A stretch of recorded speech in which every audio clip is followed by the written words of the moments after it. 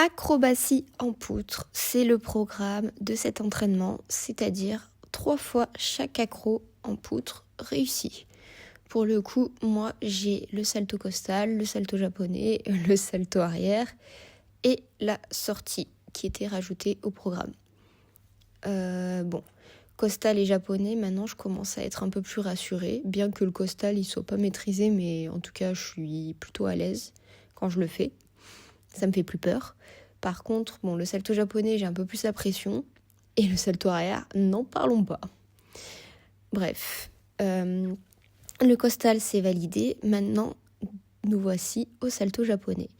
Mon objectif pour le japonais, je me suis dit, allez, j'ai réussi 3 d'affilée, comme ça, c'est plié. Et c'est ce qui s'est passé, j'en ai réussi 3 d'affilée, donc j'étais super contente et fière de moi, bien qu'il y avait un peu de vent sur la poutre.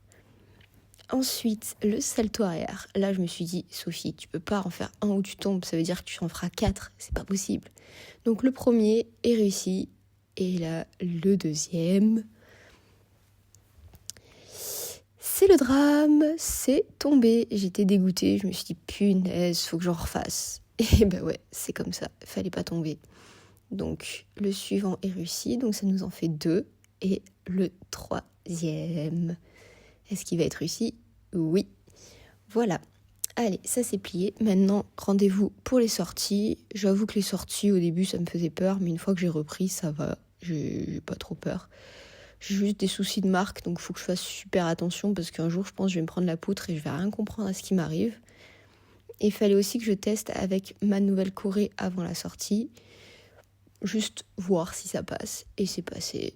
Et c'était fini pour la poutre.